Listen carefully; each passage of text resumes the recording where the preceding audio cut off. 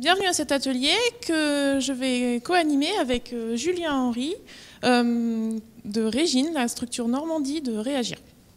Bonjour à tous, donc avec Sophie Augros, trésorière de l'association de moyens de Réagir, nous allons vous présenter cet atelier. Je te laisse nous parler des objectifs. Oui, alors l'objectif de cet atelier, on va essayer de comprendre ensemble comment fonctionne une négociation conventionnelle. Et comment se sont déroulées les dernières négociations pluriprofessionnelles. N'oublions pas, le thème du congrès, c'est la pluriprofessionnalité. Et on va plus s'attarder sur cette partie-là. Pour cela, nous avons avec nous 3 invités. Monsieur Nicolas Revel, que vous connaissez déjà, directeur général de l'UNCAM, qui doit partir qui partira plus tôt que la fin de l'atelier. Donc pour ça, il sera assisté de Madame Sandrine Frangel, adjointe au département des professions de santé au sein de la CNAM-TS, et qui pourra ainsi poursuivre la discussion avec la CNAM sur la fin de la présentation.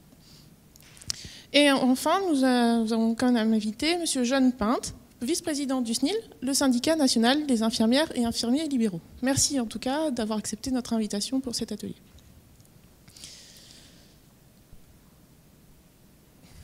Donc, merci Sophie. Sur un versant différent de ce que vous avez vu dans le Grand Petit Journal, nous allons revoir les différents acteurs des négociations conventionnelles et leurs objectifs, qui, vous allez le voir pour les différents acteurs, sont parfois un peu difficiles à conjuguer ensemble. Donc, l'assurance maladie, elle souhaite permettre une offre de soins peu onéreuse pour les assurés, organiser le système de soins, mais aussi limiter les dépenses de santé. Car comme ça a été expliqué tout à l'heure, on est quand même dans un contexte de dépenses à limiter. Initialement, mais ça c'est à sa naissance, elle était gérée par les partenaires sociaux qui, eux, faisaient les négociations conventionnelles des années 70 et début 80. Puis dans les années 80, c'est le directeur de l'UNCAM qui menait les négociations conventionnelles. Elle est financée principalement par les cotisations sociales, mais aussi différentes taxes. Le deuxième grand acteur de ces négociations conventionnelles, ce sont les syndicats médicaux représentatifs. Vous avez vu auparavant, les élections aux URPS déterminent leur représentativité. Donc, les syndicats ont aussi, eux, des objectifs qui sont parfois compliqués à conjuguer. Ils restent basés généralement sur la charte de la CSMF des années 20, donc liberté d'installation, liberté de prescription, et le fait de fixer le prix de la consultation ou de l'acte entre le patient et le médecin. Mais parallèlement, il y a aussi un souhait de solvabiliser une patientèle. Historiquement, seuls les médecins des grandes villes avaient une patientèle solvable. Donc c'est aussi ça qui a amené les médecins progressivement à négocier la convention, c'est de pouvoir assurer globalement un chiffre d'affaires aux médecins qui n'étaient pas dans les grandes villes. Ils souhaitent aussi organiser le système de soins, avec notamment des fois des accords pour tout ce qui est permanence de soins ou autre. Si ces médecins signent la convention, il y a une représentativité dans les commissions mixtes paritaires, comme cela a été évoqué au Grand Petit Journal, mais il y a aussi une indemnisation pour l'animation de la vie conventionnelle. Les syndicats touchent une indemnisation pour la formation des négociateurs. En nouvel intervenant dans ces négociations conventionnelles, l'État, qui lui a clairement un objectif d'arriver à l'équilibre financier et d'offrir un accès aux soins pour tous, ce qui est différent de l'objectif initial dont nous avons parlé pour l'assurance maladie. Il est intervenu progressivement dans les relations entre la Caisse et les médecins. Depuis 1996, chaque année est votée une loi de finances de la sécurité sociale, mais aussi cette année, en 1996, a été créée la Caisse d'amortissement de la dette sociale, qui est pour but de gérer la dette de la sécurité sociale. Car tous les ans, nous parlons d'une dette de la sécurité sociale, mais il faut bien que quelqu'un finance cette dette. Donc la CADES écoule la dette de la sécurité sociale, mais c'est l'État qui, en dernier recours, prête sa signature. Donc si l'État n'était pas au bout de la CADES, on aurait un gros problème de financement de la sécurité sociale et de notre système de santé. Et donc aussi pour cadrer les négociations, En décembre dernier, la ministre de la Santé avait envoyé la lettre cadre pour les négociations conventionnelles, pour dire quels objectifs elle souhaitait obtenir dans cette nouvelle convention. Le dernier arrivé dans ce contexte de négociation conventionnelle, les organismes complémentaires. Dans la dernière convention, ils contribuaient au financement du forfait médecin traitant via une taxe qui était prélevée pour un montant équivalent au forfait médecin traitant. Dans la convention signée le mois dernier, ils devraient, sous réserve de leur accord, financer le forfait structure. Mais cela reste encore soumis à leur accord. Donc, comme dans la convention de cet été, Réagir a été invité à participer aux négociations lors des réunions concernant la démographie médicale. Nous avons donc été des observateurs extérieurs. Monsieur Revel, ce que je voulais qu'on discute avec les membres présents et que vous nous expliquiez, c'est exactement quel est votre rôle dans ce jeu conventionnel. Pas d'expliquer la convention, ça vous venez de le faire, mais vraiment d'expliquer comment ça fonctionne, une convention, et le rôle de l'UNCAM là-dedans. Et finalement, une question se pose, enfin, comme Julien l'a exposé, les différents partenaires conventionnels ont des objectifs pas totalement, enfin pas opposés, mais complètement un peu différents. Comment on arrive à avoir un accord entre les différentes parties quand les objectifs sont si différents et si difficilement conciliables? C'est votre tour. Je vous en prie. Ah d'accord, très bien. Bon, ce sont de bonnes questions. D'abord, je pense qu'il faut je voudrais d'abord commencer, sans être trop long, par parler de ce qu'est le rôle de l'assurance maladie et puis de ce qu'est l'instrument conventionnel par rapport à d'autres modes de régulation. Parce que le pays ne fonctionne pas avec des conventions nationales. D'abord, sur l'assurance maladie, je n'ai pas retenu par cœur la manière dont vous avez défini nos objectifs, mais notre objectif, ce n'est pas de dépenser le moins possible. Bon, c'est important de le dire. Notre premier objectif, c'est quand même l'accès aux soins. C'est-à-dire de faire vivre et de pérenniser un système de protection sociale qui se fonde sur la solidarité nationale, et qui doit veiller à ce que, à la fois, tout le monde, en termes d'égalité d'accès, puisse, quelles que soient ses ressources, son âge, sa situation de santé, accéder aux mêmes soins. Et quand je dis ça, ce n'est pas une évidence. Il y a d'autres systèmes, notamment de régulation privée, qui introduisent des billets de coûts d'accès à la santé liés aux revenus, liés à l'âge, liés à la situation de santé. C'est une manière aussi de solvabiliser l'accès aux soins, ce qui est important pour les professionnels de santé, qui évidemment n'auraient pas la même activité si la solidarité nationale ne venait pas solvabiliser largement la dépense de santé. C'est à peu près aujourd'hui, quand on prend ce que la Sécu finance et qu'on rajoute le petit bout de l'État sur la CMU et l'AME, c'est à peu près 80% de la dépense de santé. Et c'est stable, je le dis en passant, ce que tout le monde dit, la sécurité sociale ne cesse de se désengager. C'est fondamentalement stable, même si on voit que dans cette part de la Sécu, la part des affections de longue durée, des pathologies chroniques pèse de plus en plus. Mais c'est quelque part un peu le contrat social que de se dire que quand on est un peu malade et bien portant, mais une affection bénigne, on est pris en charge. La Sécu prend un peu plus de 50%. Les mutuelles et le reste à charge, ça serait parti l'autre 50%. Puis dès qu'on est quand même en revanche bien malade et qu'on doit du coup avoir des soins très onéreux et très coûteux, là, la solidarité nationale intervient puissamment. Bon, bref. Donc ça, c'est notre premier rôle. Et puis notre deuxième rôle, c'est de rendre soutenable ce système. Et c'est là où on a la casquette de celui qui cherche à faire que la dépense soit maîtrisée. Mais au risque de vous étonner, le parti pris, un peu l'ADN de l'assurance maladie, c'est précisément de pouvoir rendre le système soutenable sans dérembourser et sans rationner l'accès aux soins. Et avec un parti pris qui est d'essayer de jouer sur ce qu'on appelle dans notre jargon interne la gestion du risque ou la maîtrise médicalisée. Mais quand on y réfléchit bien, le fil rouge de ça, c'est la qualité des soins. c'est la qualité des prises en charge. Ça commence par la prévention. Ça va jusqu'à favoriser le fait qu'on prenne en charge les patients vite, parce que moins un patient est pris en charge vite, plus après, il risque de nous coûter cher parce que son état de santé va se dégrader faute d'avoir été pris en charge en temps et en heure. Et puis ensuite, c'est vrai qu'il y a derrière l'objectivation de surconsommation de soins, de décalage par rapport à des recommandations, qui ne sont pas d'ailleurs faites par l'assurance maladie, qui sont faites par des autorités médicales. Les recommandations parfois que nous relayons auprès des médecins, ce n'est pas nous qui les faisons, c'est des médecins, qui ne sont pas à l'assurance maladie, qui sont à la HAS, qui elle-même regarde dans le vaste monde ce que dit le consensus médical au moment où elle prononce sa recommandation. Voilà, donc je voulais le dire en passant.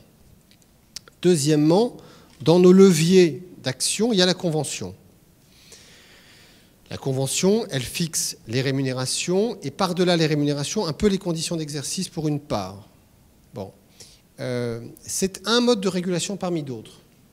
Quand vous regardez ce qui se passe dans d'autres pays, vous avez des systèmes très privatisés type États-Unis, où il y a plusieurs payeurs privés, des grandes assurances, et qui conventionnent, contractualisent avec des médecins de manière, je dirais, individuelle. Et puis vous avez des systèmes plus étatisés, par exemple l'Angleterre, où il n'y a pas de négociation, il y a juste une puissance publique qui fixe les règles du jeu. Bon. Et qui fixe les conditions de rémunération des professionnels de santé. En France, historiquement, on a construit ce levier conventionnel. On peut toujours, évidemment, j'y reviendrai, parler de l'équilibre de la négociation entre le payeur et les syndicats, c'est un sujet, parce que c'est un équilibre, on va dire, entre guillemets, partiel. On pourra rentrer dans le détail. Enfin, c'est quand même quelque chose qui investit dans l'idée que s'il y a un lieu quelque part où les professionnels de santé représentés par leurs représentants et l'assurance maladie et la sécurité sociale négocient, on va trouver ensemble des voies plus, je dirais, pertinentes que quand on est dans l'unilatéral pur. Voilà. Donc, il y a toujours un enjeu à ce que la négociation fonctionne, parce que c'est quelque part une forme de validation de ce que l'instrument marche. Je l'ai dit tout à l'heure, c'était une de mes préoccupations dans cette négociation, compte tenu du contexte dans lequel on était au moment où elle s'est ouverte. Alors, comment les choses ensuite se passent ? Une négociation, c'est la rencontre entre effectivement des objectifs et des intérêts différents. Ce n'est pas d'ailleurs forcément de « je veux obtenir le plus possible d'argent » versus « je veux en obtenir le moins possible ». C'est à un moment donné d'avoir des objectifs qui, au-delà de la somme, confrontent des finalités. Pourquoi ? Qu'est-ce qu'on paye et pourquoi ? Voilà. Donc dans une négociation, maintenant je rentre un peu dans la technique, quand elle s'engage et qu'elle porte sur un sujet important, on a un acteur qui est l'UNCAM. Alors il y a la CNAM, l'UNCAM. L'UNCAM, c'est la CNAM et les autres régimes RSI et MSA. Donc l'UNCAM, c'est en gros la CNAM, mais dans une configuration élargie au RSI et MSA, ce qui fait qu'on négocie au nom des trois régimes. Bon. Enfin, il n'y a pas d'administration de l'UNCAM, c'est la CNAM. Hein. Voilà. Bon. Il n'y a pas d'effectif UNCAM, c'est la CNAM. Bon. Donc nous avons comme, je dirais, règle du jeu de mettre sur la table des orientations de la négociation. C'est-à-dire que nous avons un conseil qui représente à la fois les partenaires sociaux, c'est-à-dire les 5 syndicats de salariés, CGT, CFDT, FO, et les 3 employeurs. MEDEF, UPA, CGPME, puis RSI et MSA. Et donc, nous proposons au vote du Conseil des orientations de la négociation. Ce n'est pas le mandat financier, c'est qu'est-ce qu'on veut, qu'est-ce qu'on attend de cette négociation, quels sont nos objectifs. Dans la négociation sur la convention médicale, on avait des objectifs, comme je l'ai dit, 1, conforter le système de soins primaires, 2, l'accès aux soins, 3, la qualité des prises en charge, la coordination. C'était 20 pages, hein, c'était pas 3 lignes. Enfin, en gros, c'était ça. Bon, et donc, on arrive, nous, avec des objectifs qui sont votés par le Conseil. Depuis peu, en amont du vote du Conseil, vous y avez fait référence, il peut y avoir ce qu'on appelle des lignes directrices du ministre, de la ministre, qui, de par la loi santé, aujourd'hui, peut choisir, parce que la négociation est importante, d'écrire au directeur général de l'UNCAM, voilà, je souhaite que vous veilliez à ceci et à cela. Elle l'a évidemment fait sur la convention médicale. C'est une lettre qui fait, je crois, 2 pages et demie et qui dit des choses qui, en gros, sont assez raccords avec ce que étaient les orientations qui seraient votées ensuite par le Conseil et qui redisaient à peu près les 3 mêmes choses. Cette lettre n'entre pas dans le détail. C'est une lettre publique qui n'entre pas dans le détail de « il faudra veiller à ce que tel tarif aille à tel montant, etc. » C'est des grands objectifs, parfois des lignes rouges. Là, il n'y en avait pas, je crois. Et c'est quelque chose qui reprend assez largement la stratégie nationale de santé telle qu'on la connaît, qui avait été au cœur de la loi santé. Bon. Donc ça vient en amont. Elle l'a refait encore parce qu'on ouvre une négociation sur les chirurgiens dentistes. On aura une négociation avec les infirmières libéraux au premier semestre. Peut-être que la ministre considérera qu'il y a lieu de faire des lignes directrices. Donc ça, c'est le point de départ. Bon. Et puis ensuite, donc, s'engage la négociation. Alors, il y a 1000 manières de faire des négociations. Bon. Il y a des négociations rapides, il y a des négociations longues, conflictuelles, pas conflictuelles. Moi, le problème que j'ai dans cet atelier, c'est que je n'étais pas en responsabilité lorsque se sont négociés l'ACI et la CIP, dont vous allez parler. Voilà, parce que là, je vais avoir du mal à vous dire comment je l'ai vécu, parce que je n'y étais pas. Elle s'est arrêtée juste avant que je n'arrive en responsabilité en novembre 2014. Donc comment est-ce qu'on a, du coup, fait fonctionner cette négociation ? Je vous l'ai dit, elle s'est ouverte dans un climat qui était un peu tendu, cette négociation. D'abord, je ne l'ai pas dit, mais avant cette négociation, j'ai eu beaucoup d'échanges bilatéraux avec les syndicats, et y compris, confidence que je vous livre, très vite, en mai 2015. En mai 2015, je peux le dire maintenant, il y a prescription, on a fait des bilatérales avec tous les syndicats, tous, 2-3 fois, en leur promettant évidemment que rien n'en sortirait parce qu'ils n'avaient pas envie, ils avaient décrété qu'ils sortaient des instances conventionnelles, qu'il n'y aurait plus de vie conventionnelle, et donc si on apprenait qu'ils allaient quand même discuter à la CNAP, c'était un peu gênant pour eux. Donc on leur a dit, écoutez, pas de problème, ça ne se saura pas, en tout cas jusqu'à aujourd'hui, et on commence à discuter, parce que je leur ai dit, on ne va pas rester 1 an sans se voir, et puis au moment où arrive la négociation dans 1 an, ça fait 1 an qu'on ne s'est pas parlé, c'est un peu dangereux ça. Donc, parlons-nous, faisons des constats. On ne commence pas la négo, mais on commence déjà à parler du fond, partager des éléments de diagnostic. Donc on a parlé sur l'évolution, bref, enfin, on a passé en revue un certain nombre de sujets. Bon. Et c'était plutôt d'ailleurs intéressant. Ils nous ont demandé, regardez ci, étudiez ça, approfondissez ça, très bien. Bon. Donc, malgré cette, je dirais, cette mise en jambe, quand on commence en février, moi je leur ai dit, écoutez, comme c'est une négociation, la convention médicale qui est un peu compliquée, et surtout qui embrasse tous les sujets conventionnels, parce que là, pour le coup, on avait une négociation, on renouvelait la convention, donc on ouvrait tous les sujets, on va procéder en 2 temps. On va faire un premier cycle de réunion où moi, je ne vais pas faire de propositions en dur. On va mettre sur la table, on a donc défini 5-6 sujets qui découpaient à peu près l'ensemble des thématiques, et on va certes faire des diagnostics, ça c'est facile, mais enfin les diagnostics sont toujours éclairants. Et puis moi je vais, pour ma part, enfin l'idée c'est que chacun arrive avec ses propositions, ouvre des hypothèses. À ce stade, elle ne nous engage pas. Mais l'idée c'est que ça brasse.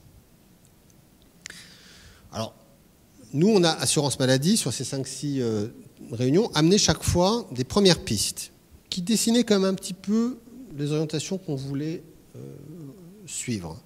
Mais je ne me suis pas à ce stade-là engagé de manière plus précise. En face, on a eu des acteurs qui eux-mêmes soit n'ont pas souhaité se découvrir, soit n'avaient pas forcément de propositions à faire à ce stade. Bon. Mais ce n'était pas inintéressant, et honnêtement, le climat qui s'est installé était un climat plutôt où les gens étaient plutôt heureux de la manière, du méthode, de l'esprit des échanges. Il y a eu parfois un petit peu de friction, mais c'était globalement utile et intéressant. Ça m'a par exemple amené a tout de suite, dans cette première séquence, posé des questions comme est-ce qu'on met sur la médecine générale le paquet sur le CA25 ou est-ce qu'on met le paquet sur des consultations longues? Parce qu'avec ce qu'on pouvait mettre sur le CA25, on pouvait faire un tarif que j'avais en tête qui était mettons d'une trentaine d'euros sur 15% des consultations. C'était un choix. J'ai posé la question en disant voilà, c'est un choix une question que je veux qu'on se pose. J'ai amené le fait d'avoir tout de suite un forfait unique. On a amené tout de suite le fait que les aides à l'installation, on voulait les recentrer sur les installés. Ceux qui s'installent, pas ceux qui sont déjà dans la zone depuis longtemps.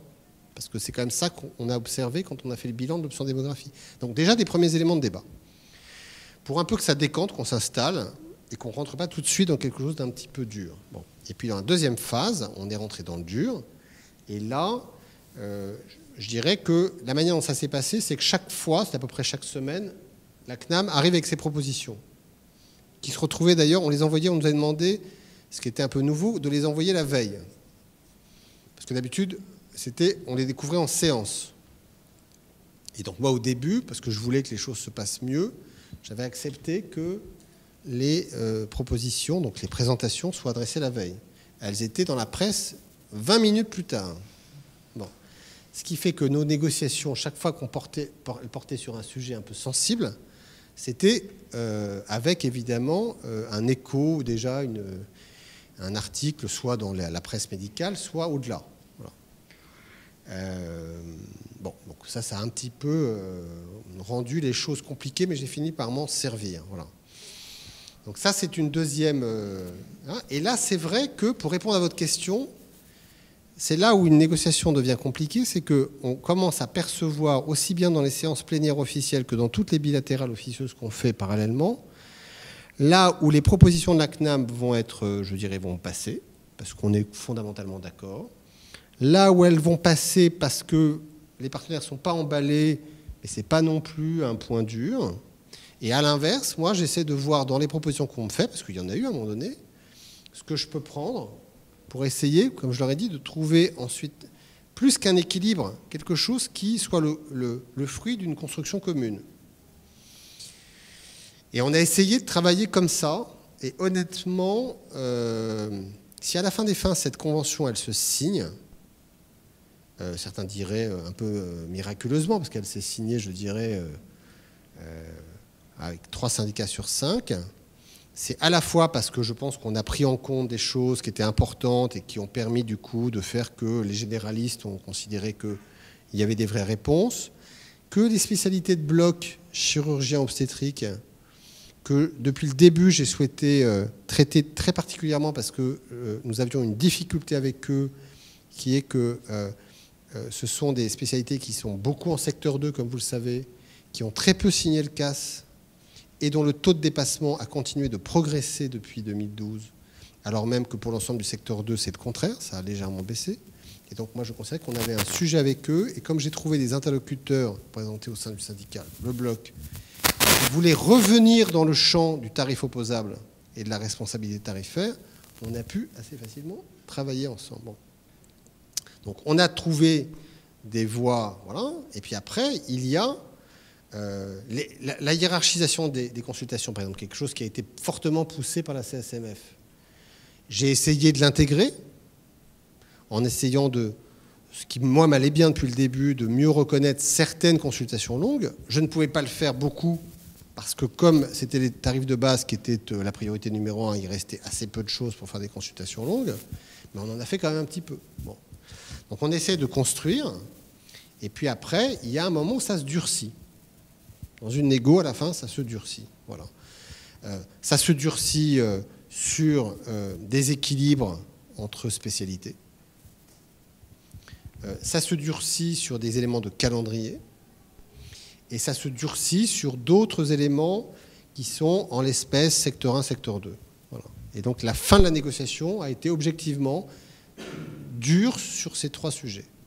On a trouvé, heureusement, sur les sujets de calendrier, une bonne manière d'en sortir, c'est-à-dire que, vous le savez, il y a eu un débat sur le passage de 23 à 25 euros, à quel rythme, selon quel calendrier. Moi, j'ai considéré que comme il y avait dans cette convention un gros effort financier, forcément, on allait le phaser sur plusieurs années. 2017, 2018 et un peu 2019. Et comme le passage à 25 représentait la plus grosse somme, ça faisait à peu près un peu plus de 450 millions d'euros, forcément, il me semblait logique que ce gros morceau-là soit aussi phasé. Et donc, j'ai proposé de le faire en 2 ans, en sachant que le passage à 25 qui intervenait assez tardivement en avril 2018 était un peu provoque, mais c'était une négo. Bon. Et donc, à la fin, je leur ai dit, écoutez, moi, je ramène le passage à 25 euros fin 2017, ce qui fait qu'on passait à 25 euros en 2017. Et là, ça s'est durci, parce que j'ai senti, de la part de MG, de la CSMF, de FMF, qu'il y avait quelque chose de symbolique, de dur, dans le fait que le passage à 25 devait être d'une seule fois et au début, comme si nous devions expier une faute que de ne pas avoir revalorisé ce tarif depuis 2011. Bon.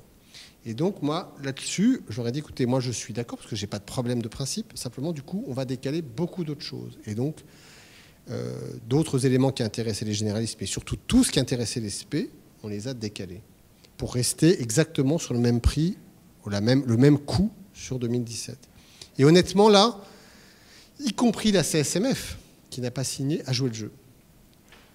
Y compris les SP de la CSMF ont joué le jeu. Bon, donc ça, on s'en est sorti. Et puis, il y a 2 sujets sur lesquels on ne s'est pas sorti. C'est l'équilibre général et spécialiste, ou autre spécialité. Pardon. Et deuxièmement, c'est le traitement du secteur 2. Parce que, comme je l'ai dit, moi, je considère que les revalorisations devaient prioritairement aller sur ceux des médecins, qui ne sont pas tous uniquement en secteur 1, mais qui, en secteur 2, sont dans une forme de responsabilité tarifaire. Voilà. Et donc, à la fin, une négo, ça ne se conclut pas toujours. Voilà. Il peut y avoir une envie de signer à n'importe quel prix de part et d'autre. Mais quand on est sur des sujets aussi clés que ceux-là, il y a forcément un moment donné où les intérêts des uns et des autres peuvent ne pas s'aligner. Et moi, très clairement, je vous l'ai dit, je considérais qu'il fallait mieux signer que pas, parce que c'était important pour la vie conventionnelle et à court terme et à moyen terme. Ce n'était pas uniquement important pour la CNAM, mais c'était important pour notre fonctionnement, notre vie. Voilà. Sécu, médecin, etc. Mais il y a des choses que je n'aurais pas signées. À un moment donné, si je n'avais pas eu de signataire parce qu'on me demandait la liberté tarifaire pour le secteur 1, ce qu'on m'a demandé du début à la fin. Du début à la fin, les représentants des syndicats, je ne sais pas si vous partagez cette revendication, m'ont demandé qu'il y ait la possibilité d'avoir des dépassements d'horaires pour les médecins de secteur 1. Ce qui était la fin pour moi du secteur 1.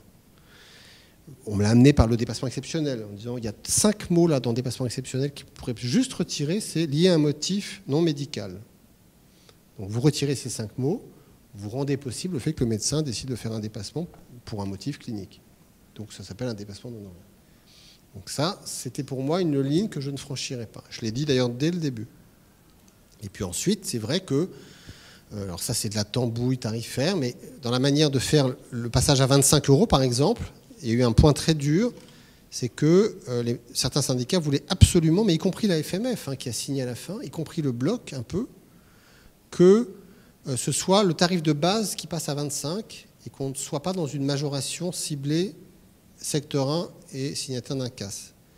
Ça crée une seule différence, c'était que les bénéficiaires de cette extension seraient les médecins spécialistes de secteur 2 non signataires d'un CAS, qui sont en liberté tarifaire pure.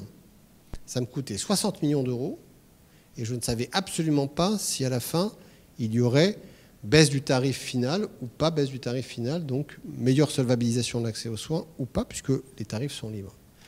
Ça, c'est des points durs, voilà. Ces points auraient été durs à la fin du côté des syndicats. Je vous dis qu'il n'y aurait pas eu de convention signée en août. On n'aurait pas pu se mettre d'accord. On aurait eu un règlement arbitral. Mais il se trouve qu'il y a eu 3 signataires. Et ces 3 signataires, ils ont signé, je pense, à la fois parce qu'ils ont considéré qu'il y avait un effort significatif de l'assurance maladie, et c'est vrai. Il y a un vrai investissement pour la médecine libérale et la médecine générale et la médecine qui est plutôt les spécialités cliniques et les chirurgiens et obstétriciens. Donc je pense que ça compte. Et je pense aussi que si ça a signé, c'est parce que cette négo, elle s'est passée plutôt dans un climat que je qualifierais d'écoute et de loyauté. D'écoute et de loyauté. C'est-à-dire que dans la manière de travailler ensemble, ils ont eu le sentiment qu'ils avaient des interlocuteurs qui ne cherchaient pas à les emberlificoter, qui n'évitaient pas, qui assumaient des différences et qui cherchaient loyalement à trouver des solutions. Et le climat, je pense, a aussi pesé dans le fait qu'on est des signataires, je pense notamment au Bloc et à la FMF. Voilà, j'étais un peu long. Nous vous remercions de votre intervention. Donc, maintenant, Sophie va nous parler de la négociation pluripro de 2014. Donc ça, vous venez de le dire, on ne peut pas forcément signer on peut pas forcément aboutir à la signature d'une convention. La preuve. Tout d'abord, il faut que je vous explique ce que c'est les nouveaux modes de rémunération. Pourquoi c'est arrivé sur le champ de nos rémunérations. Donc, en maison ou en pôle de santé, les professionnels de santé qui ont, à un moment donné, eu besoin d'une autre source de financement que l'acte pour financer les réunions de coordination ou l'éducation thérapeutique. Donc pour ça a été mis en place en 2008 dans la loi de financement de sécurité sociale les expérimentations de nouveaux modes de rémunération qui concernaient une quinzaine de maisons de santé au départ et plus d'une centaine par la suite. Donc ça concerne des équipes de soins primaires, donc ce sont un regroupement de professionnels qui travaillent pour une population donnée avec un projet de santé. C'est ça vraiment la base, c'est le projet de santé, qu'elle soit en maison, en pôle ou en pôle de santé. Ça rémunère quoi? Comme je vous l'ai dit, ça rémunère cette activité qu'on fait en plus de l'acte que chaque profession fait. Les réunions de coordination, les protocoles de soins pluriprofessionnels, une coordination pour l'amélioration des soins. La particularité de ça, c'est que c'est une enveloppe qui est donnée à une équipe. C'est plus une enveloppe qui est donnée à un professionnel. À charge à l'équipe, sans intervention extérieure, de se répartir entre elles la rémunération qui est perçue.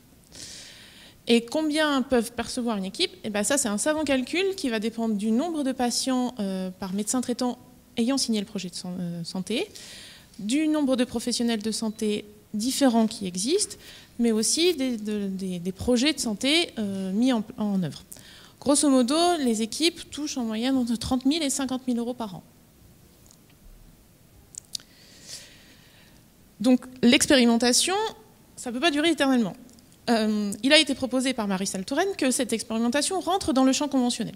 Donc 12 mai 2014, Marisol Touraine envoie cette fameuse lettre cadre pour ouvrir une négociation pluriprofessionnelle qui commence en juin 2014 et qui, au final, est finie le 6 novembre 2014. Et je crois que Mme Frangel va nous expliquer que c'était suite à de très très nombreuses réunions et qui n'a pas pu aboutir. Et donc, ça a mis en place un règlement arbitral.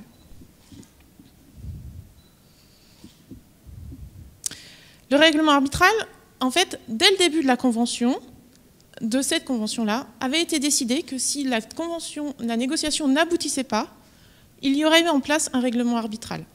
C'est-à-dire que serait désigné un arbitre conventionnel, ça a été M. Fragonard, qui entendrait à nouveau tous les partis pris de la convention, l'UNCAM, mais aussi les différents syndicats qui avaient participé à cette convention, pour aboutir à un texte consensuel. L'objectif de cet arbitrage était surtout de maintenir les rémunérations des équipes qui bénéficiaient déjà des ENMR, mais aussi de pouvoir l'élargir aux équipes qui répondraient au cahier des charges qui est défini dans le règlement arbitral. Alors, pourquoi cet échec?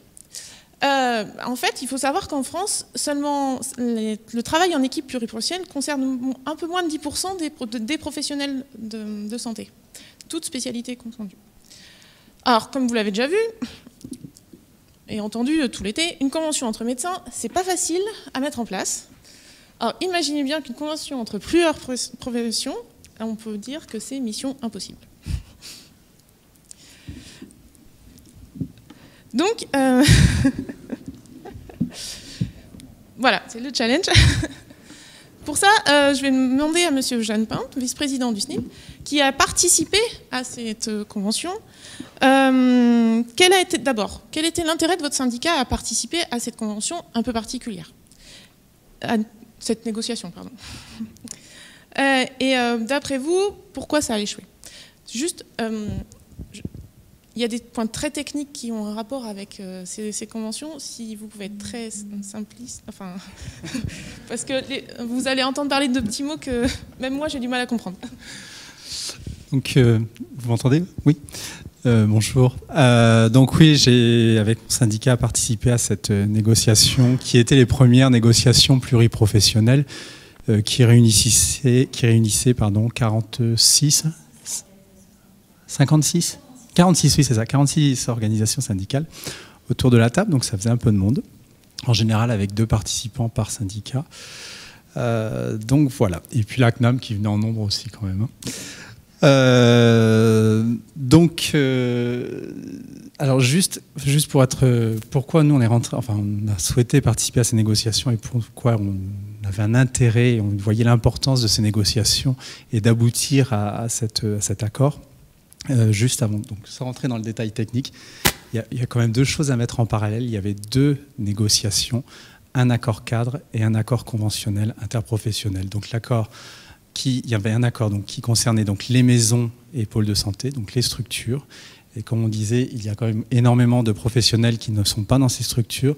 L'objectif de la 2e négociation, c'est de pouvoir créer des équipes autour de parcours pour des praticiens qui ne seraient pas en structure, c'est-à-dire souvent le trio médecin, infirmier, pharmacien par exemple, dans certaines pathologies, dans certains suivis. Donc il y avait cette double négociation et on déplore d'autant plus que ça a été un double échec pour nous. Notre intérêt à y participer, c'est qu'on de plus en plus on est à travailler en équipe. On ne travaille plus de façon isolée, on essaye de se coordonner et on le fait, je pense, sur le terrain, notamment ce trépied, donc pharmacien, médecin et infirmier. Et c'était de pouvoir reconnaître ce temps de coordination, de temps de partage entre les professionnels et notamment pour nous, c'était plus pour le problème était plus pour les équipes non structurées, puisqu'on savait que sur l'autre volet, il y aurait l'arbitrage. Mais sur les équipes non structurées, on se disait que c'était un bon moyen de pouvoir faire reconnaître ce temps de coordination, de pouvoir trouver du temps pour se retrouver, par exemple, parfois chez le patient. Et vraiment, on tenait à ce que ces négociations aboutissent. Donc voilà vraiment l'intérêt pour nous, c'était de faire reconnaître ce temps. L'échec a été, alors il y a eu plusieurs raisons, une des raisons était quand même l'aspect financier où certains syndicats trouvaient qu'il n'y avait pas assez d'argent de mis sur la table.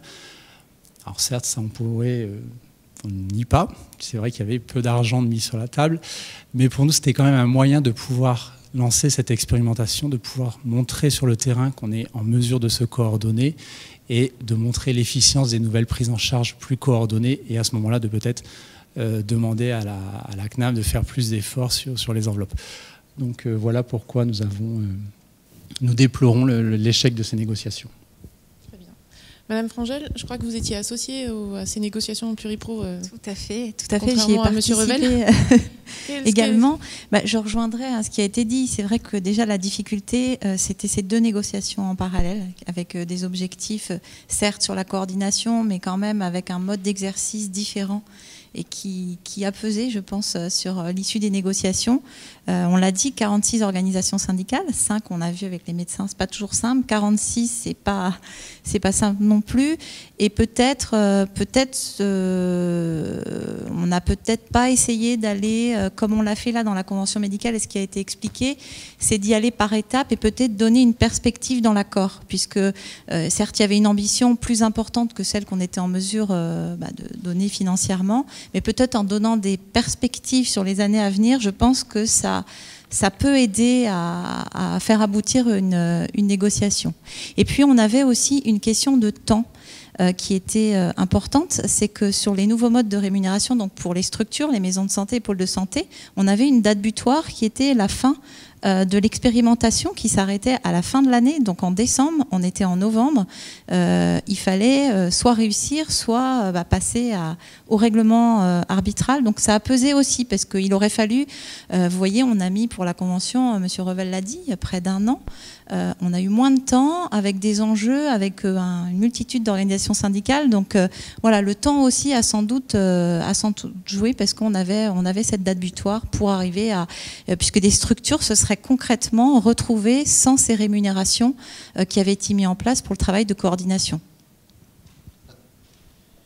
Je me permets de le dire parce que je n'étais pas en responsabilité. Je crois avoir compris qu'il y a eu aussi un élément de contexte qui a pesé sur la fin de négociation. C'est que quand, début novembre 2014, la négociation se joue, c'est le moment aussi où le conflit sur la loi santé commence à prendre de la vigueur. Et pour être clair, j'ai un peu le sentiment que ça a pesé sur le positionnement d'un certain nombre de syndicats qui ont... considérer que ça crée un élément de contexte défavorable. Voilà. Très bien. Vraiment, ces ateliers, c'est un temps d'échange. C'est un temps d'échange avec vous. On est en petit comité. Je vous invite à pouvoir poser les questions que vous voulez. Je vais prendre. Ok. Donc. En effet, on a abordé un côté un peu plus technique par rapport au côté politique qui a été évoqué dans le grand petit journal, mais aussi si vous avez des questions sur la négociation pluripro, parce que peut-être qu'elle va être négociée un jour, non?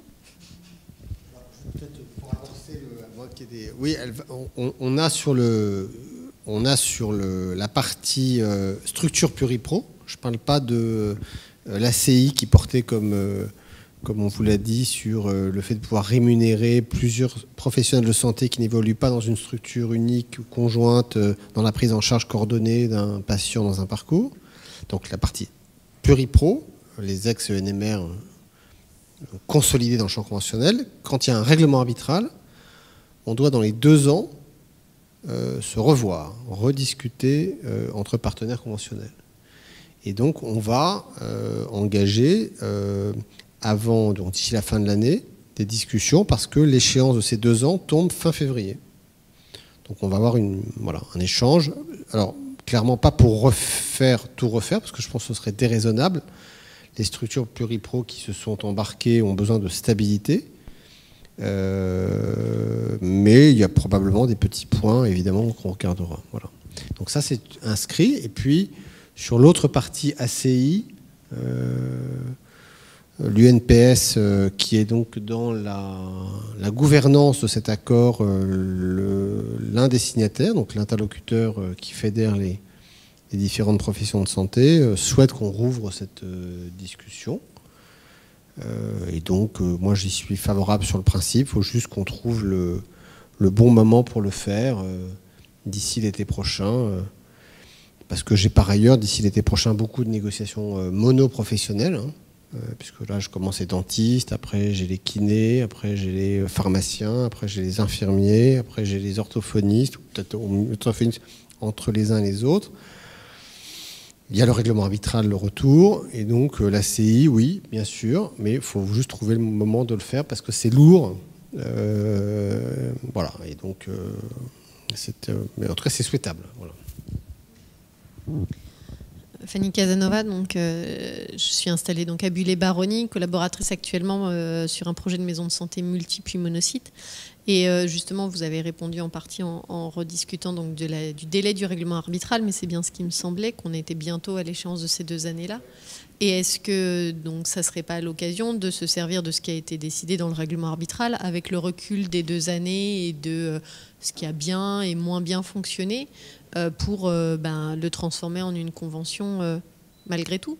Parce que si on se décharge de cette deuxième partie et qu'on se sert des erreurs donc il y a 2 ans et de se dire de tout vouloir faire en même temps, certes on avait au moins tous les mêmes acteurs autour de la table, mais malgré tout c'était trop compliqué de discuter d'objectifs qui étaient trop disparates entre ceux qui exercent en pluripro et ceux qui n'en sont pas des équipes de soins primaires. est-ce que c'est pas l'occasion quand même de débuter sur pour obtenir une négociation cette fois-ci? C'est ce que je vous ai dit. De toute façon, nous, on va ouvrir une négociation avec les représentants de toutes les professions de santé qui ont vocation à y participer. Et on va avoir pour point de départ le règlement arbitral. Honnêtement, je pense que le règlement arbitral, sur cette partie-là, je pense que ce qui a été quand même, dans les deux négociations, je pense que là où il y avait à mon avis l'écart par rapport à un possible accord, c'était peut-être plus sur la CI que sur la CIP. Parce que je pense que sur la structure pluripro, on était en réalité pas très loin, et je pense que l'accord sur les structures pluripro a été emporté par à la fois la difficulté de faire aboutir l'autre et puis le contexte général. Donc je pense que sur les structures pluripro, j'espère qu'on va conclure un avenant qui permettra de basculer d'un règlement arbitral dans une convention signée. Et dès lors que collectivement, on se dit qu'on a une bonne base de départ, qu'il ne faut pas déstabiliser les structures qui commencent à peu près à y trouver leurs repères, même s'il y a certainement 2-3 points qu'on voit déjà assez bien d'ailleurs, de points de difficulté, mais qui sont un peu, je dirais, à la marge, quoi, je le dis comme ça. Bon. Si on nous demande de refaire totalement le règlement arbitral et de le revisiter fondamentalement, je crains qu'on ait une difficulté. Donc ça va un peu dépendre de ça. Voilà. Mais si les acteurs, en gros, se disent que maintenant, on peut se réunir, travailler sereinement, respecter le cadre de départ et trouver les bons ajustements, moi, je suis confiant dans notre capacité à conclure un avenant qui permettrait effectivement de sortir du règlement. Parce que si on n'y arrive pas, le règlement arbitral continue de s'appliquer, tel quel. Voilà. Je pense que le pragmatisme devrait, j'espère, l'emporter dans cette affaire. Mais justement, par rapport à ça, est-ce que les négociations conventionnelles avec les professions paramédicales, ça ne va pas être un obstacle pour discuter des accords interprofessionnels? Parce que bon, il y a tout le contexte que vous avez expliqué sur la convention médicale, mais après, il y a plein de parasitages, en fait. Il y a des décisions de signature ou pas de signature, ou de point de rupture, ou de point de pression, qui sont en fait pas forcément juste par rapport à ce qui est écrit dans le texte, mais des fois qui sont aussi dans un contexte global et qui sont dans une négociation globale de bon, je veux bien te signer ça, mais par contre après tu me donnes ça, enfin comme dans toutes les négociations. Donc si là il y a toute l'année 2017 va être engagée pour vous, enfin pour la CNAM dans ces négociations bilatérales, est-ce que ça va pas être, ça va empêcher, non ? Comment vous dire? J'en sais rien. Enfin, vous avez peut-être raison. Vous savez, c'est pas des sciences exactes, hein, les négociations. Il y a des facteurs psychologiques, politiques, syndicaux, des jeux compliqués, y compris au sein même des organisations. Voilà, tout ça est très compliqué. Ceux qui d'ailleurs pensent, y compris au sein des organisations maîtrisées, ne le maîtrisent pas forcément. Donc, il faut rester très humble. Mais ne rien exclure, quoi. Puis à un moment donné, on fait le job en essayant de mettre du bon sens, de la bonne volonté dans le système. Et puis après, si c'est trop compliqué, il n'y a pas non plus mort d'homme. Hein. On restera avec un règlement arbitral qui perdurera. Bon. Mais moi, j'ai plutôt sur cette partie-là, je parle des structures pluripro, plutôt le sentiment que le bon sens devrait quand même l'emporter et que les prises d'otages, entre guillemets, ou les trucs à 3-4 bandes ne devraient pas être un obstacle. Vous savez, la question qu'il faut toujours se poser du côté de la CNAM, c'est est-ce que je suis obligé de signer? Moi, sur le règlement arbitral, la revisite, si on m'empêche de signer, je ne signe pas, le règlement arbitral se poursuit. Honnêtement, tout va bien. Donc l'intérêt des parties, c'est si on peut y introduire 2-3 éléments d'amélioration pour essayer de trouver les 2-3 points qui règlent des situations qui, aujourd'hui, peuvent être considérées comme problématiques dans les premiers pas. Bon, écoutez, honnêtement, celui qui voudrait empêcher ça, à la fois prendrait une responsabilité lourde et n'a pas entre ses mains quelque chose auquel je tiendrai tant que... Voilà. Et donc, voilà.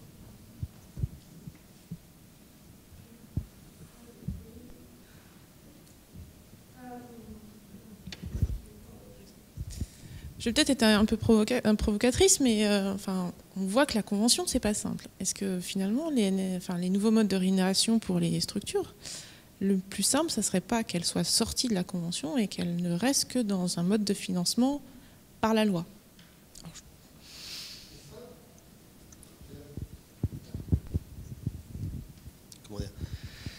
C'est une option. Enfin, je veux dire, moi, souvent, je le dis aux partenaires conventionnels, il y a d'autres modes de régulation que la Convention.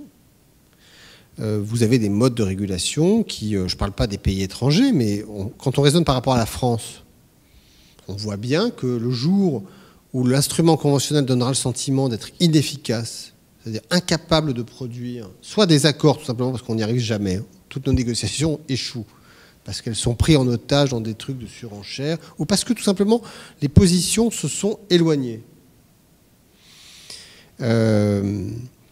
Soit parce qu'elles aboutiraient, je dirais, à faire du tarifaire non structurant. On n'arrive pas, au-delà du tarifaire, à faire que ces revalorisations soient au service d'une amélioration des pratiques des organisations. Alors il y a un système alternatif qui peut tout à fait fonctionner, qui est la loi et des déclinaisons régionales par les ARS et les URPS. Moi, je vous décris le système, il est tout à fait... voilà. Je pense que, comme je l'ai dit tout à l'heure, ce serait une perte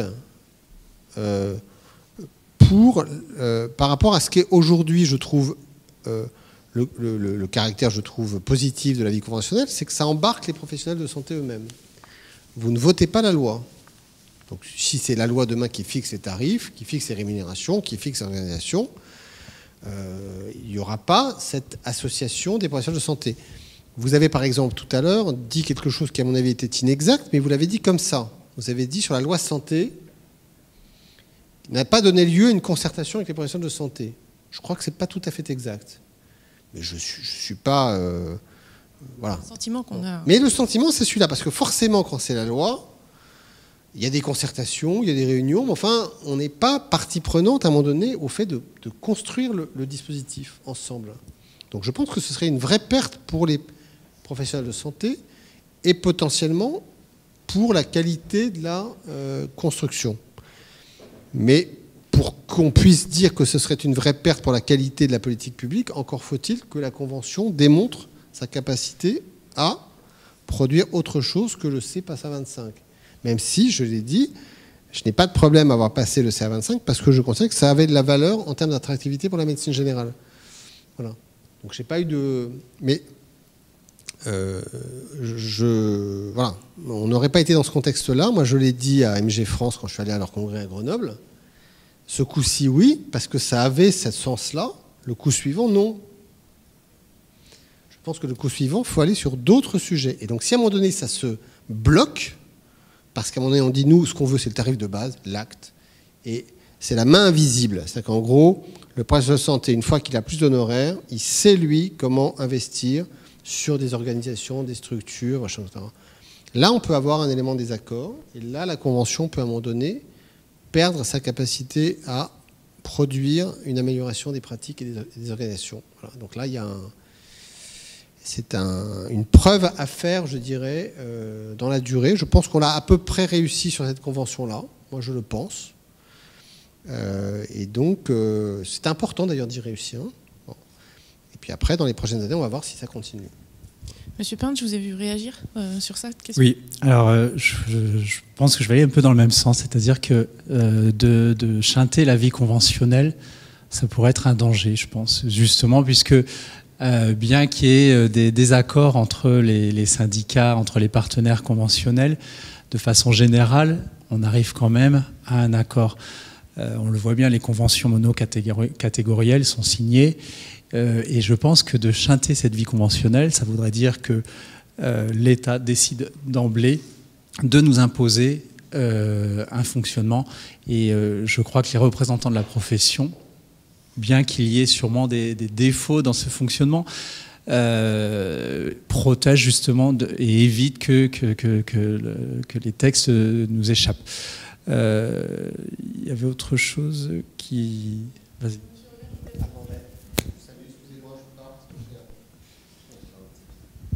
Merci encore d'être venu.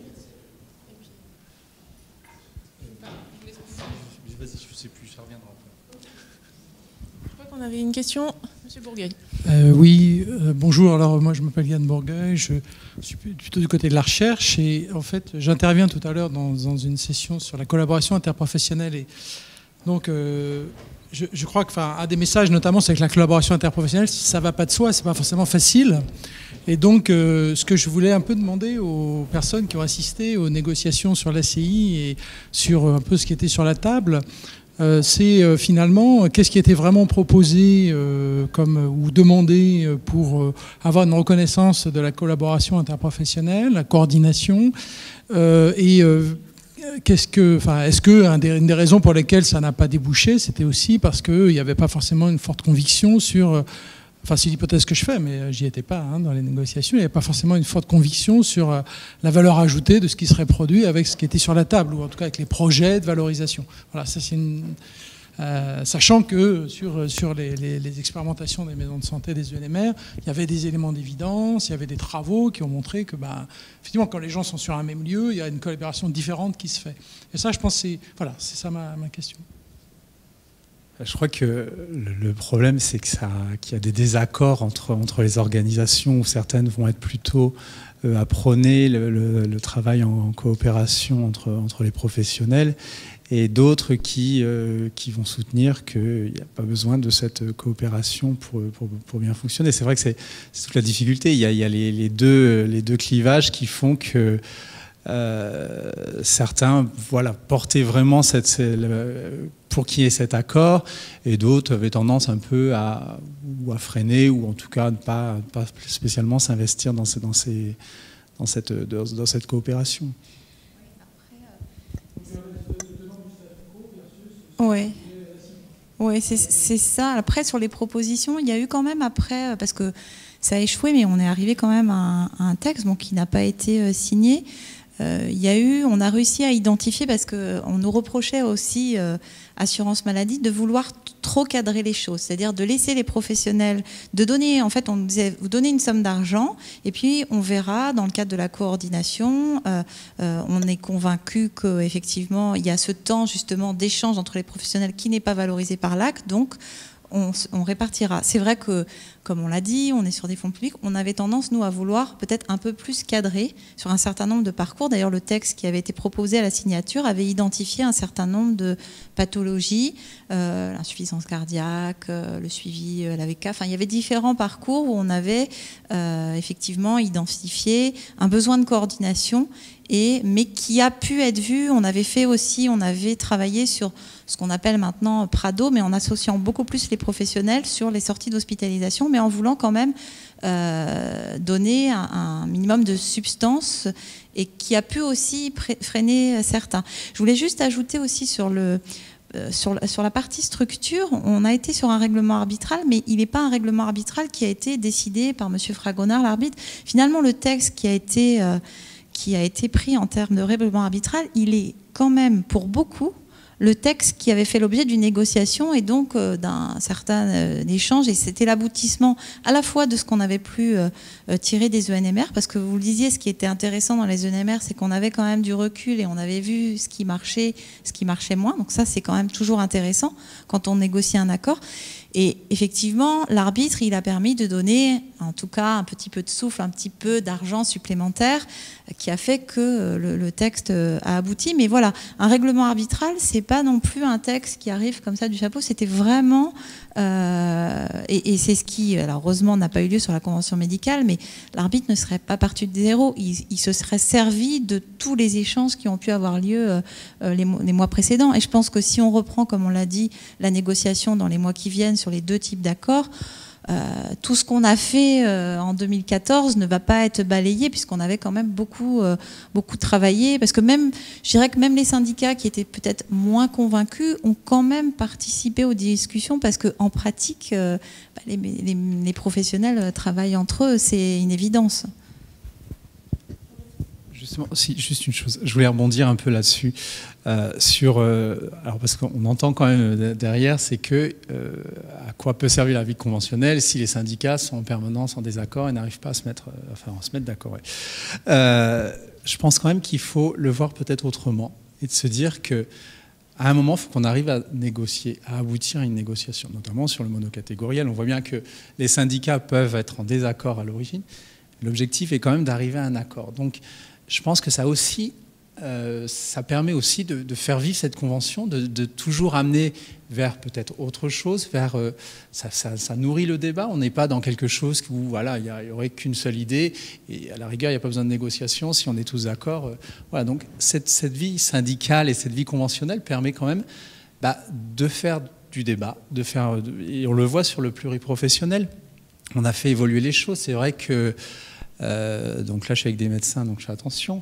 Mais c'est vrai que de dire que la rémunération pourrait être la même pour une même mission entre un médecin et un infirmier, c'était pas gagné d'avance. Pour certains médecins, c'est vrai que je suis médecin pour la coordination, je dois être payé plus cher qu'un infirmier. Et c'est vrai qu'on a vu des évolutions à ce niveau-là, en se disant, à la rigueur, c'est sur une mission et pas sur la fonction que j'occupe. Et ce temps de coordination, que je sois infirmier, que je sois médecin, que je sois kiné, peut être le même. Donc, je pense quand même qu'on arrive à faire évoluer les choses. Et le fait de se retrouver quand même avec toutes ces professions autour de la table, ça a permis de se découvrir aussi, de pouvoir se dire on travaille comme ça et de peut-être pas être ignorant de l'activité de l'autre et des contraintes des autres. Donc je pense qu'il ne faut pas complètement balayer cette vie conventionnelle et de se dire que peut-être à l'extérieur, parfois, ça peut être un peu usant et de se dire à quoi ça sert, mais je pense quand même que c'est au bénéfice des professions. Marie Brosset, je suis médecin généraliste installée depuis le début de l'année, du côté de Saint-Malo.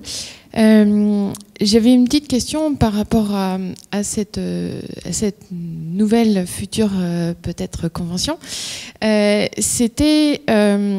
J'ai l'impression qu'au sein des jeunes, des différents professionnels de santé, que ce soit médecins et autres professionnels de santé, que c'est plutôt les jeunes qui ont plutôt tendance à vouloir travailler ensemble.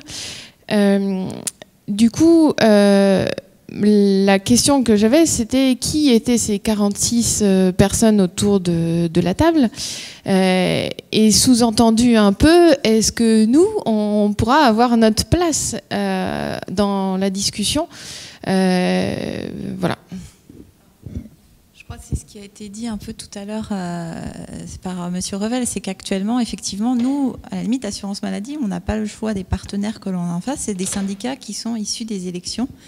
Et pour toutes les professions ou les professions qui ont de moindres effectifs, après, il n'y a pas d'élection au sens propre du terme, mais il y a toujours un poids qui est vérifié. Donc nous, en fait, on négocie avec les partenaires que nous désigne la loi sur les organisations jeunes.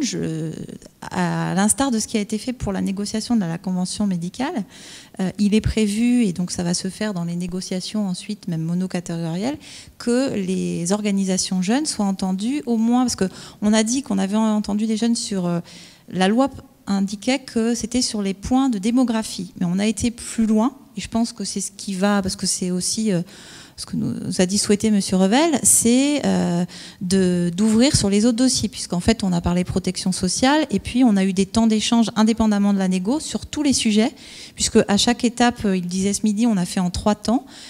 Au fur et à mesure qu'on travaillait sur les sujets, on l'a évoqué avec les organisations jeunes. Donc c'est ce qu'on a trouvé comme intermédiaire par rapport au cadre législatif qui n'ouvre pas la table des négociations aux organisations qui ne sont pas désignées représentatives. C'est aussi intéressant pour nous parce que, alors je ne sais pas ce qui était un peu sous-entendu de votre question, c'est vrai qu'autour de la table, les 46 organisations syndicales, alors c'est très variable selon les professions. Je pense que dans les syndicats, alors je ne connais pas bien encore les paramédicaux, mais ça va venir parce que je change de fonction là et donc je vais ouvrir mon champ. Moi j'ai travaillé avec les pharmaciens et côté médecin. C'est vrai que côté médecin, vous le voyez sans doute dans les syndicats seniors, on n'a pas quand même une majorité de jeunes représentants, en tout cas au niveau national. C'était aussi pour ça que c'était intéressant d'avoir les organisations jeunes, parce que sans doute que l'approche de la profession est différente. vous le disiez sur les structures, mais ça peut être les jeunes aussi peuvent, enfin on l'a vu, puisque pour préparer la négociation, on n'a pas voulu se cantonner aux organisations syndicales. Monsieur Revel nous a demandé, donc à un médecin conseil, à moi-même, d'aller voir des structures, des cabinets, des MSP, et on a vu que parfois c'était des jeunes qui étaient venus en remplacement, qui s'installaient et qui ont animé le projet pour monter une MSP, qui ont tiré les autres. Donc on voit que ça peut faire lever. Du coup, dans les MSP, alors il y a une étude qui va être faite sur le règlement arbitral, puisqu'il y avait eu une évaluation sur les ENMR. On fait une évaluation aussi sur le règlement arbitral pour voir un peu... on va affiner qui sont dans ces structures, quelles sont les volontés, comment aussi, est-ce que la moyenne d'âge justement, elle était effectivement plutôt plus jeune que sur les cabinets, mais ça peut aussi changer parce que ça va peut-être amener des gens qui exerçaient depuis longtemps de façon isolée et qui en souffrent et qui au bout d'un moment, à 50 ans, se disent pourquoi pas être dans un groupe avec des jeunes. Donc je pense que ça peut... en tout cas, on va évaluer ça pour aussi... on veut avoir des premiers éléments d'évaluation, justement pour redémarrer une négociation, pour non seulement voir, parce que nous, on peut penser qu'au niveau national, on regarde les chiffres statistiquement, quels sont les profils des structures, ça on le connaît bien maintenant, mais c'est aussi tirer l'évaluation sur le terrain avec des enquêtes sur les structures pour en tirer les conséquences sur le texte à venir, qui répondent plus aux attentes que ce qu'il ne fait actuellement.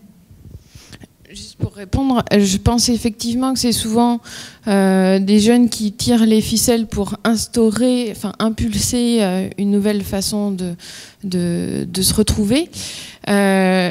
Souvent, après c'est mon expérience personnelle, mais j'ai tendance à avoir remarqué que les regroupements de médecins entre eux, effectivement, il y a souvent des médecins qui commencent à s'approcher de la retraite et qui finissent par se dire, effectivement, on pourrait travailler ensemble, mais entre médecins. Mais par contre, les organisations pluriprofessionnelles, c'est plutôt souvent des plus jeunes qui instaurent cette chose-là. D'autant que pour une petite remarque, dans le contrat de PTMG, de praticien territorial de médecine générale, le médecin signataire doit donner son accord pour s'investir dans différents projets, et un projet qui est souvent mis dans ce contrat est souvent d'impulser la mise en place d'une structure de soins pluriprofessionnelle. Et effectivement, sous-entendu un petit peu à ma question un peu en filigrane, bien un peu derrière, c'est aussi l'histoire du conventionnement des remplaçants et lors d'une réunion à l'URPS Bretagne, pour pas la nommer, l'un des médecins du bureau de l'URPS m'a sorti mais si, bien sûr, en tant que remplaçant, vous êtes conventionné. Voilà, bon, je me suis arrêtée là, mais le contexte est quand même compliqué, et du coup on n'a pas forcément possibilité toujours de parler en notre nom propre, et je pense que ça nous ferait du bien. Juste la parole sur les remplaçants, c'est aussi pour ça on parlait des outils. On se rend compte que, alors c'est pas le conventionnement, parce que là encore on a un cadre contraint où effectivement le conventionnement n'est pas possible à ce stade. Et puis comme on disait, c'est qu'après nous on peut pas s'immiscer dans le contrat entre le remplaçant et le remplacé. En tout cas, et je crois que c'était, une personne intervenait dans la salle. Ce qu'on a vu, et c'est d'ailleurs en rencontrant des représentants de Réagir ces dernières années, qu'il était important que les remplaçants, en tout cas même s'ils ne sont pas conventionnés, connaissent la convention, connaissent les interlocuteurs, qu'ils ne connaissaient pas forcément, puisque c'était le médecin remplacé qui a cette connaissance. Et on a instauré dans les caisses, et on va le développer plus avec cet outil facilitant les rendez-vous, c'est que les remplaçants connaissent bien l'assurance. Il faudrait qu'ils connaissent mieux l'assurance maladie. Ça peut aussi susciter des vocations à l'installation, mais en tout cas, on le disait dans la rétrocession d'honoraires, peut-être que tous les remplaçants ne connaissaient pas bien la ROS, les forfaits, et le fait d'échanger peut aussi donner d'autres éléments dans la discussion avec le remplacé. Et puis aussi, après, peut-être aider à un projet d'installation plus lointain. Mais c'est aussi pour ça qu'on fait. On s'est rendu compte qu'il y avait peut-être une méconnaissance du système et qu'on peut favoriser. Juste pour revenir un peu sur la vie conventionnelle, c'est vrai que pour participer à des négociations, on doit répondre à une enquête de représentativité. Donc il y a notamment ce critère des élections, mais il y a différents critères pour pouvoir être considéré comme représentatif. Alors après, je vais retourner un peu vers une question, mais là je vais parler plus pour les infirmiers où on n'a pas d'organisation de jeunes installés, donc là ça va être plus facile pour moi. Mais à ce moment-là, je leur dis, mais puisque vous savez que la vie conventionnelle doit passer par des syndicats représentatifs, pourquoi vous ne venez pas vers ces syndicats et venez un peu plus nombreux dans ces syndicats et ça va rajeunir un peu peut-être pour chez les médecins, mais c'est aussi apporter différents courants, différents mouvements, et je pense que c'est aussi ça, c'est que, en tout cas vraiment je parle pour les infirmiers, c'est qu'on ne s'empare pas assez des syndicats, de ce qu'il y a sur le terrain pour pouvoir amener de nouvelles idées. Et je crois que ça, c'est important de se dire que puisque ça doit passer par des syndicats représentatifs, et peut-être qu'il faut aller vers ces syndicats et pouvoir se faire entendre au travers d'eux. Sauf que, bon, juste pour répondre, et après je poserai ma question, les remplaçants ne sont pas représentés par d'autres syndicats que des syndicats représentant des remplaçants, enfin surtout donc Réagir. Et finalement, si on se noie dans les autres syndicats seniors, notre voix ne sera pas entendue au milieu de la masse importante de la voix des syndicats seniors. Donc une des seules possibilités que l'on a pour finalement se faire entendre, c'est de se réunir. Et c'est comme ça qu'on a pu faire progresser en fait tout ce qui était prévoyance des remplaçants et du coup voilà, faire une meilleure connaissance. C'est pour ça que je parlais des infirmiers, parce qu'au sein de nos syndicats, en tout cas au SNIL, on a une partie de nos adhérents qui sont des remplaçants. Donc voilà, donc c'est vrai que nous, on n'est pas obligé d'être titulaire en gros pour pouvoir être adhérent au syndicat. Et du coup, moi il y avait un point qui m'apparaissait un petit peu, et les patients du coup, comment est-ce qu'ils sont représentés? Parce que tout à l'heure Nicolas Revel nous avait dit qu'il y avait une concertation auprès des représentants des usagers par le biais de l'UNCAM, enfin si j'ai bien suivi, parce que peut-être qu'ils ont leur mot à dire et pas simplement dans les phases initiales. Peut-être que le parcours de soins et la coordination des professionnels de santé les intéresse, et peut-être qu'ils ont aussi à nous apprendre un petit peu de la relation qu'on peut avoir avec eux. Ils sont au sein, en fait, Nicolas Revel expliquait qu'en fait, il y a des orientations qui ont été définies en amont de la négociation, et ils sont représentés au sein du Conseil. Ils sont par ailleurs associés sur un certain nombre de vues en parallèle sur un certain nombre de projets. Donc ils sont bien autour de la table, et le Conseil, en fait, il est consulté au moment du vote des orientations, et régulièrement au cours des négociations, il y a des points au Conseil qui sont faits sur l'évolution de la négociation, et donc ils sont très attentifs. Ils étaient particulièrement attentifs, et d'ailleurs c'était les axes de la négociation. Il y avait un axe accès aux soins qui a été vraiment porté par les associations de patients, et notamment avec les difficultés d'accès aux soins, notamment médecins traitants dans certaines zones, qui a été beaucoup évoqué, puisqu'en fait il y a un débat, c'est-à-dire qu'on présente un texte, les orientations, on les propose, elles sont votées, mais il y a un débat au sein du Conseil. Il y a même eu 2 débats, puisqu'il y a une présentation plus constat aux administrateurs et donc aux associations de patients, et puis ensuite il y a la proposition des orientations, et bien sûr les orientations qu'on présente en 2e débat, on tire aussi l'enseignement de ce qui a été discuté au moment du 1er débat. Donc il y avait vraiment cette notion d'accès aux soins qui était très importante, et aussi de développement de la coordination, qui est vraiment prégnant, puisque je pense que les patients eux-mêmes trouvent, d'ailleurs c'est aussi pour ça qu'un certain nombre de patients sont sans doute, apprécient d'aller dans des structures maintenant pluripro parce que ils voient que l'infirmier, le kiné, le médecin travaillent ensemble et ils n'ont pas besoin de tout réexpliquer parce qu'ils sont orientés et il y a une très bonne connaissance de leur parcours de soins et ils y voient vraiment un intérêt, alors que les gens soient en structure ou même en tout cas qu'ils travaillent ensemble. Je pense que le patient il voit assez vite parce que je pense qu'il n'y a rien de pire, moi pour voir des cas personnels des personnes âgées ils ont l'impression qu'ils répètent sans arrêt la même chose, voire ils s'inquiètent un peu de voir que les professionnels entre eux ne connaissent pas forcément l'historique et ça peut même les perturber dans le suivi de leur prise en charge. Donc voilà, les associations de patients sont représentées et se font l'écho aussi. Vous voyez, avec un certain nombre, même si les gens ne sont pas autour de la table, ils peuvent s'exprimer.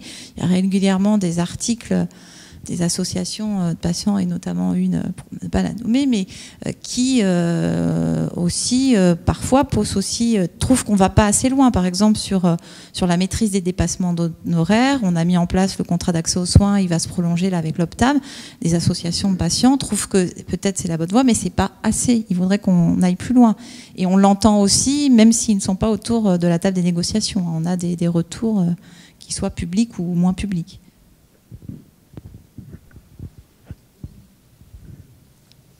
Merci. Bon, alors, quand vous serez invité à la nouvelle négociation pluripro, pensez à parler aux syndicats seniors médicaux, d'intégrer les remplaçants, enfin bref, parlez-vous, quoi. Hein, on ne va pas dire aux syndicats de faire la même chose que ce qu'on fait déjà dans la part soins. Mais bref. Non, c'est une boutade, mais c'est pas... Voilà, pourquoi pas. Moi, je rebondissais sur le fait qu'on parlait des propositions de l'assurance maladie de mettre en place Prado et que... On n'a pas des retours. Enfin, alors, moi j'ai pas encore eu d'expérience personnelle et j'en aurai très peu parce que je travaille dans le sud de la Drôme et donc j'envoie mes patients dans le Vaucluse parce que c'est là que les hôpitaux sont proches, à 1 heure de route, et non pas vers le Drôme où ils sont à 1h30. Mais bon, ça c'est un autre problème, donc je l'utiliserai probablement peu. Mais c'est vrai que les avis sont un peu déçus de certains qui trouvent que ce dispositif qui aurait pu mettre en place une coordination pluripro, sans même parler du lien ville-hôpital, mais même dans le retour à domicile avec une coordination médecins, infirmiers, et pharmaciens et d'autres professionnels de santé moi j'ai reçu des infos là sur l'insuffisance cardiaque, mais quand on parle du Prado AVC, on pense aux kinés forcément ou aux orthophonistes, et que c'est dommage parce qu'il y a cette coordination qui prend pas la sauce et il y a un truc qui est raté ou qu'il faudrait encore améliorer. Donc je ne sais pas où vous en êtes de l'évaluation. Pour certains, ils débutent. En fait, le Prado maternité a bien marché. Les autres débutent. Il faut laisser du temps. Après, c'est ce qui a été pas bien. Alors moi, je suis pas une spécialiste de Prado, mais en tout cas, les retours qu'on a eus, et c'était d'ailleurs l'objet des discussions parfois en 2014, c'est que, en tout cas, un certain nombre de professionnels de santé estiment que la place de l'assurance maladie n'est pas là. Ce qui avait été répondu à l'époque, c'est que on avait en tout cas engagé cette réflexion parce qu'on avait l'impression qu'il y avait justement un déficit et qu'on s'était dit que l'assurance maladie qui a déjà mis du lien avec les professionnels, avec les dames, pouvait être un peu le rôle d'orientation en tout cas, puisque les professionnels sont souvent beaucoup pris et peut-être ont des difficultés pour avoir un représentant qui permettait juste d'orienter, parce qu'il est là, le conseiller assurance maladie, on avait une personne sur un stand là qui était, avant d'être délégué d'assurance maladie, à jouer ce rôle plutôt, mais vraiment d'organisation, pour essayer de faire du lien. C'est pas que les gens veulent pas travailler ensemble, je pense, c'est qu'il y a un souci parfois de temps d'organisation et que les professionnels n'ont pas le temps. Donc ça donnait un tiers qui pouvait faire cette orientation. Donc c'est vraiment comme ça que ça a été perçu. Ce qu'on avait en tout cas tenté d'initier avec la CIP, parce que en fait même le directeur s'est trompé, il a dit ACI, et l'ACI c'est l'accord des structures, mais je n'ai pas osé le reprendre, et maintenant vous en saurez plus que lui, et la CIP c'est l'accord donc des non structurés, en fait des équipes de soins qui travaillent. Donc voilà, il y avait une petite erreur technique, mais il n'était pas là au moment. Et on avait souhaité, en tout cas dans la CIP, donc justement repositionner les professionnels et donner du temps en valorisant, puisqu'il y avait une valorisation du coordonnateur à la sortie d'hospice et qui avait une rémunération qui était un peu supérieure aux membres de l'équipe qui allaient intervenir auprès du patient et qui, comme on le disait tout à l'heure, on avait réussi en tout cas, enfin c'est la proposition de texte qu'on soumettait, c'est que le coordonnateur, quelle que soit sa profession, dès lors qu'il jouait, on le prenait plus comme médecin, infirmier, kiné, mais on le prenait comme celui qui allait faire ce temps de coordination, de recueil de toutes les données qui avaient été colligées autour d'un patient par tel et tel professionnel et de restitution.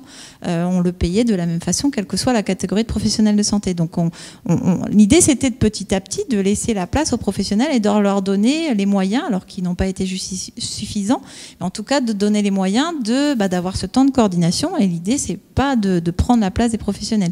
Et je pense que ça n'a pas forcément été bien perçu.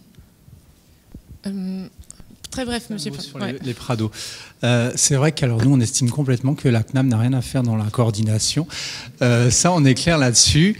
Le problème, c'est que là où, je rejoins ce que vous avez dit, c'est qu'on peut déplorer l'échec des négociations pour les praticiens qui sont hors structure. C'est vrai que là, ça nous permettait de reprendre la main sur la CNAM.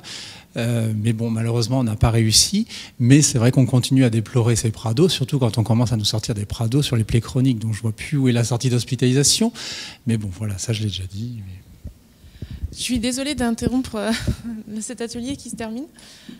C'était un atelier peut-être un peu technique, mais je trouve que vous avez vraiment bien échangé sur ce débat et je vois que ça vous motive et intéresse la négociation. C'est comme Monsieur Revel l'a dit, Réagir va continuer à travailler avec la CNAM sur la négociation médicale, mais peut-être aussi sur la future négociation pluripro. Et ça, je pense que ça serait intéressant qu'on y soit associé.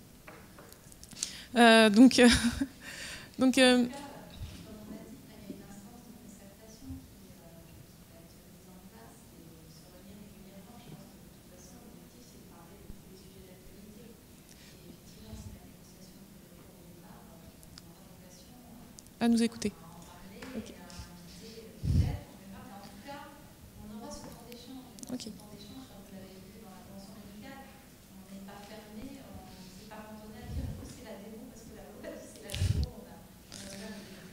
Non, oui, merci en tout cas. Je vous invite à aller dans la salle de la panetterie où vous pourrez vous restaurer pour boire un verre, avant d'attaquer la table ronde qui porte vraiment sur la pluriprofessionnalité.